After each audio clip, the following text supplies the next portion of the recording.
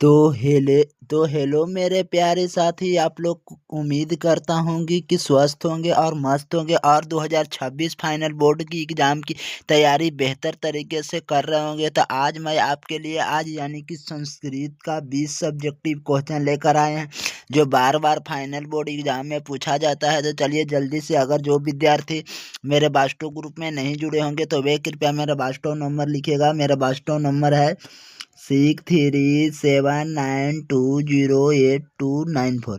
ये मेरे बास्टव नंबर है। अगर इस पर हाय कर आप लोग को भेज दीजिएगा तो बास्टव ग्रुप में जोड़ दिया जाएगा और बिल्कुल फ्री में PDF देने का मैं वादा करता हूँ। देखिए, संस्कृत का है, VVI सब्जेक्टिव प्रश्न है, परीक्षा में आने वाला प्रश्न है, तो इस पर भी आप लोग विशेष ध्यान दीजिएगा। तो जल्दी से, अगर चलिए तो मैं टाइम को देखते हुए चलते हैं फर्स्ट नंबर क्वेश्चन पर। फर्स्ट नंबर क्वेश्चन क्या कर रहा है, देखिएगा। आप लोग से ये प्रश्न पूछा जाता है कि मंगलम पाठ के विशेषताओं का वर्णन कीजिए, यानी कि मंगलम पाठ का विशेषताओं का वर्णन करें अथवा मंगलम पाठ के परिचय दे। तो विशेषता का वर्णन करना है तो मंगलम पाठ में 5 मंत्र है। कितने मंत्र है? तो 5 मंत्र है, जो ईशावास्य, कंठोपनिषद, मुंडकोपनिषद और बृहस्पति नामक उपनिषद से लिया गया है। कितने? तो बृहस्पति नामक उपनिषद से लिया गया है। यह मंत्र आत्मा, सत और ब्राह्मण के विषय में बताते हैं। किसके विषय में? तो आत्मा, सत और ब्राह्मण के विषय में बताते हैं। इसके अध्ययन से परमात्मा के प्रति श्रय उत्पन्न होती है और सत्य की खोज उत्कृत हो जाती है। तो चलिए, यही आप लोग को पहला क्वेश्चन का सब्जेक्टिव क्वेश्चन था। तो यही आप लोग को यानी कि पहला क्वेश्चन का बताया गया था। तो चलिए अब चलते हैं इसी तरह से दूसरे नंबर प्रश्न पर। अगर आप लोग को देखिए, इस क्लास को कर पाते हैं तो मेरे बास्टू ग्रुप में जुड़ जाइए। आप लोग को तुरंत आप लोग को PDF दे दिया जाएगा। तो मैं इस पर भी आप लोग को विशेष ध्यान दे रहा हूँ। तो चलिए चलते हैं यानी कि दूसरे नंबर प्रश्न पर। दूसरा नंबर प्रश्न क्या कर रहा है कि सत्य का मुँह किस पात्र से ढका है? तो मंगलम पाठ के अनुसार सत्य का मुँह हीरामय पात्र से ढका हुआ है। क्या? तो हीरामय पात्र या स्वरमय पात्र से ढका हुआ है। ये भी आप लोग बात ध्यान दीजिएगा। तो दूसरा का बिल्कुल राइट आंसर यही होगा। तो इतने प्रश्न, इतने आप लोग अगर उत्तर दे पाते हैं ना, तो आप लोग को 2 नंबर दे दिया जाएगा। चलिए, यानी कि अब चलते हैं तीसरे नंबर प्रश्न। तीसरा नंबर प्रश्न क्या कह रहा है, देखिए, ये भी हर बार फाइनल बोर्ड एग्जाम में पूछा जाता है कि नदियाँ क्या छोड़कर समुद्र में मिल जाती है? तो नदियाँ अपने नाम और रूप को छोड़कर समुद्र में मिल जाती है। ऑब्जेक्टिव भी इससे पूछा जाता है। तो ये भी आप लोग बात ध्यान दीजिएगा। तो चलिए, यानी कि अब चलते हैं यानी कि चौथे नंबर प्रश्न। चौथा नंबर प्रश्न क्या कर रहा है कि मंगलम पाठ के आधार पर सत्य की महत्व पर प्रकाश डाले, यानी कि मंगलम पाठ के आधार पर सत्य के महत्व का प्रकाश डाले। तो मंगलम पाठ के महर्षि वेद व्यास सत्य, यानी कि महर्षि वेद व्यास सत्य के महात्मा को बताए हुए कि सत्य की हमेशा जीत होती है। क्या बताते हैं? कि सत्य की हमेशा जीत होती है और असत्य की नहीं। सत्य की देवलोक का रास्ता खुला रहता है। अगर आप लोग सत्य काम कीजिएगा तो देवलोक का रास्ता खुला रहता है। तो ये भी आप लोग बात ध्यान दीजिएगा। और ऋषिगण देवलोक को प्राप्त करने के लिए सत्य का ही मार्ग लोग करते हैं, यानी कि मार्ग अपनाते हैं। अगर ऋषि है, यानी कि साधु है, संत है, अगर सत्य ऋषि लोग है, वह सत्य के ही प्राप्ति पर मार्ग पर चलते हैं, यानी कि मार्ग मतलब रास्ता पर चलते हैं। तो चलिए, चौथे नंबर प्रश्न का यही आप लोग को, इतना आप लोग लिखिएगा तो 2 नंबर प्रश्न मिल जाएगा, 2 नंबर मिल जाएगा। चलिए चलते हैं, 5वां नंबर प्रश्न बता रहा है कि मंगलम पाठ के आधार पर आत्मा की विशेषताएं बतलाएं। तो मंगलम पाठ के आधार पर आत्मा की विशेषताएं बतलाएं। तो मंगलम पाठ में कंठोपनिषद के मंत्र में महर्षि वेद व्यास कहते हैं कि आत्मा परमात्मा के अंश है। आत्मा क्या है? तो परमात्मा के अंश है। और प्रणालियों हृदय रूपी गुफा में आत्मा बंद रहते हैं। यहाँ आत्मा बंद रहती है तो हृदय रूपी गुफा में बंद रहती है। आत्मा सूक्ष्म से सूक्ष्म और महान से भी महान।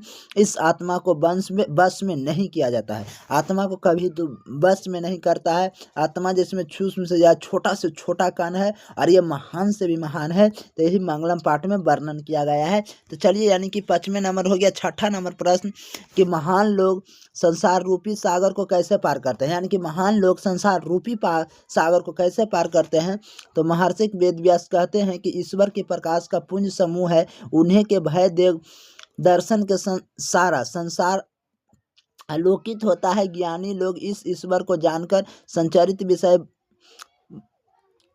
वासनाओं से मुक्ति पाते हैं। किसे? तो वासनाओं से, मोह माया से मुक्ति पाते हैं। और इसके अलावा दूसरे कोई रास्ता नहीं है, और इसके अलावा कोई दूसरे रास्ता नहीं है। तो इसलिए महान लोग संसार रूपी सागर को को पार कर देते हैं। तो चलिए यानी कि 7वें नंबर प्रश्न क्या कर रहा है कि विद्वान पुरुष महान को किस प्रकार प्राप्त करते हैं। तो देखिए विद्वान पुरुष है ना, वो महान को किस प्रकार प्राप्त करते हैं। तो मुंडो उपनिषद में महर्षि वेद व्यास का कहना है कि जिस प्रकार बहती हुई नदियाँ अपने नाम और रूप अर्थात व्यक्ति के त्याग कर समुद्र में मिल जाती है, उसी प्रकार महान पुरुष अपने नाम और रूप अर्थात अपने व्यक्ति को त्याग कर ब्राह्मण को यानी कि ईश्वर को प्राप्त कर लेता है। तो यही आप लोग को यानी कि महर्षि वेद व्यास बताते हैं। तो चलिए विद्वान लोग को विद्वान पुरुष महान ब्राह्मण को किस प्रकार प्राप्त करते हैं, तो यही आप लोग को बात बताया गया है। चलिए अब 8वें नंबर प्रश्न पर चलते हैं। 8वां नंबर प्रश्न क्या कर रहा है।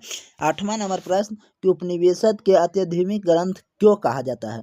तो उपनिवेशद के अत्यधिक ग्रंथ क्यों कहा जाता है, तो बताइएगा। उपनिवेशद के अत्यधिक ग्रंथ कहा जाता है क्योंकि यह आत्मा और परमात्मा के संबंध के बारे में विस्तृत व्याख्या करता है और परमात्मा के संपूर्ण संसार में शांति स्थापित करते हैं और सभी तपस्थितियों को परम लक्ष्य परमात्मा को प्राप्त करता है। तो यही आप लोग को बात बताया गया था। 8वां का बिल्कुल राइट आंसर हो गया। चलिए यानी कि अब 9वें नंबर प्रश्न पर चलते हैं कि नदियाँ और विद्यमान में क्या समानता है। तो देखिए जिस प्रकार बहती हुई नदी अपने नाम और रूप को त्याग कर समुद्र में मिल जाती है, उसी प्रकार है ना, वह उसी प्रकार विद्यमान भी अपने नाम और रूप की प्रवाह किए बिना ईश्वर में मिल जाती है। दोनों ही सही समानता है। दोनों क्या है, तो सही समानता है। तो यही आप लोग को बात कहा गया था। चलिए 9वें नंबर प्रश्न हो गया।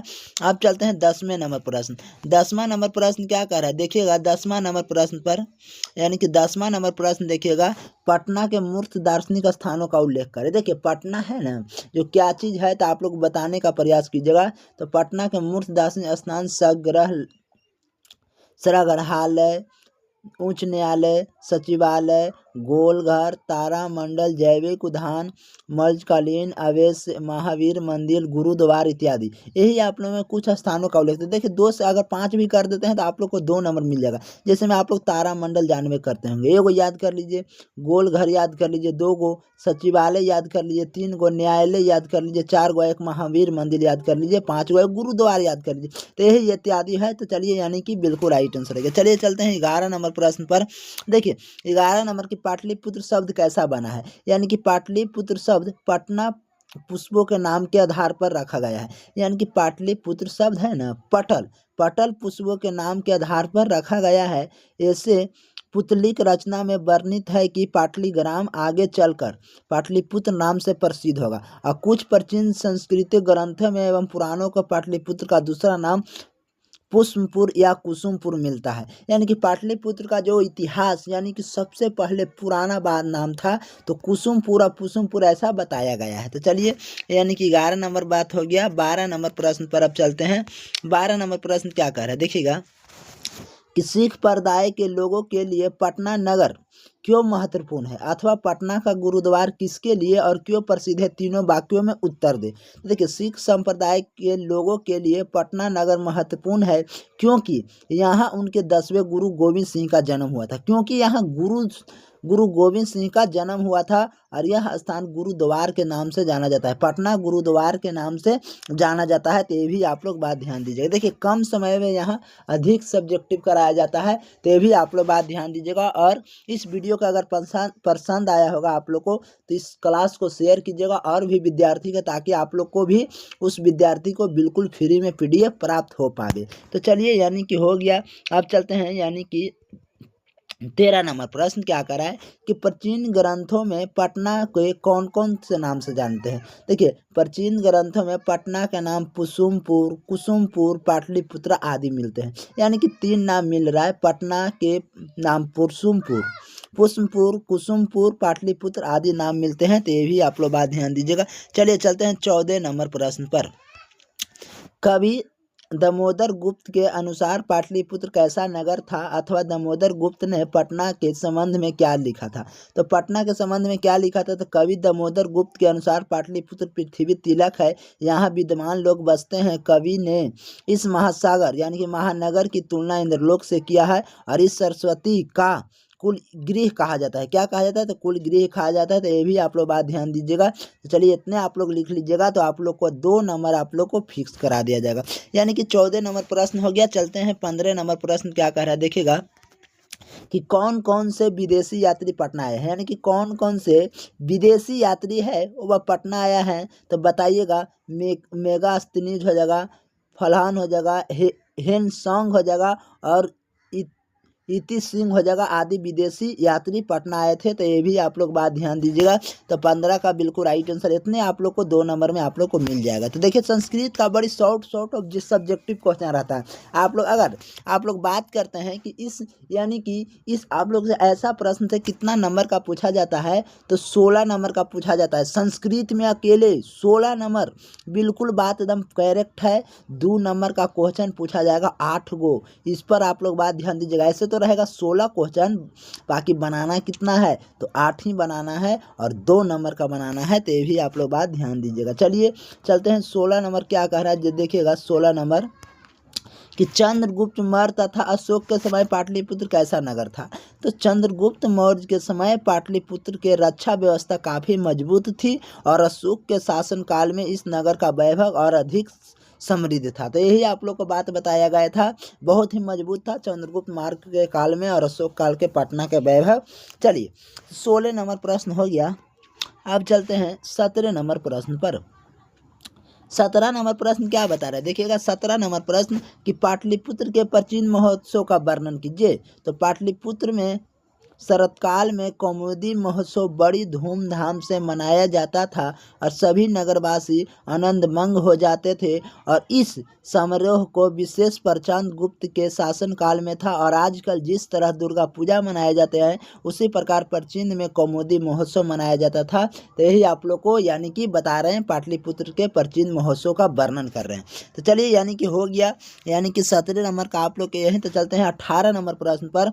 18 नंबर प्रश्न क्या कह रहे हैं, देखिएगा कि राजशेखर ने पटना के संबंध में क्या लिखा है। तो राजशेखर ने अपने काव्य मीमांग में लिखा है कि पाटलिपुत्र शिक्षा का एक प्राचीन केंद्र था और जहां अनेक संस्कृति विद्यमान हुई। यहाँ से परनियो पियंग यानी कि पिंगल, पियंडी, फर्रुचि, पतंजलि आदि व्याख्या पाई जाती है। तो यही आप लोग को यानी कि चंद्रशेखर यानी कि पटना के संबंध में लिखा है। राजशेखर जी पटना के संबंध में लिखा है।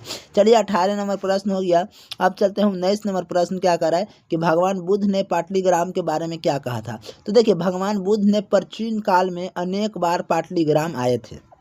भगवान बुद्ध जी है वह प्राचीन काल में यानी कि पाटलिग्राम पटना में अनेक बार आए हैं और यहाँ आकर इस गांव के महत्व को बढ़ाया था। और उसी समय उन्होंने कहा था कि यह गांव एक दिन महानगर होगा, परंतु यह नगर आग, जल और कलश यानी कि कलह से हमेशा भयभीत रहेगा। देखिए पटना यानी कि बता दिया गया था भगवान बुद्ध द्वारा कि यह गांव है वह महानगर आगे चल के बनेगा, लेकिन नगर यानी कि जल से और आग से और कलह से हमेशा पीड़ित रहेगा। तो चलिए यही आप लोग को बात बता दिया गया था। चलिए अब लास्ट क्वेश्चन यानी कि 20 नंबर पर आप लोग बात करते हैं। 20 नंबर क्या कर रहा है कि पटना में कौमुदी महोत्सव कब मनाया जाता है। तो पटना में कौमुदी महोत्सव कब मनाया जाता है। पाटलिपुत्र में शरत काल में कौमुदी महोत्सव मनाया जाता है। यह महोत्सव गुप्त वंश के काल में होता था। किस वंश के? तो गुप्त काल के वंश में होता था और उस समय सभी लोग आनंद मंग होते थे। तो चलिए यानी कि 20 नंबर प्रश्न आप लोग को हो गया है। और यही आप लोग को अगर आप लोग को वीडियो पसंद आया होगा तो लाइक कर दीजिएगा और चैनल को सब्सक्राइब कर दीजिएगा। चलिए 20 आप लोग को काफ़ी एकदम VVI सब्जेक्टिव क्वेश्चन था। इससे तो यानी कि 3 से 4 प्रश्न तो इससे आ जाएगा। तो चलिए मैं आज का यहीं पर समाप्त करते हैं। चलिए नेक्स्ट वीडियो में अब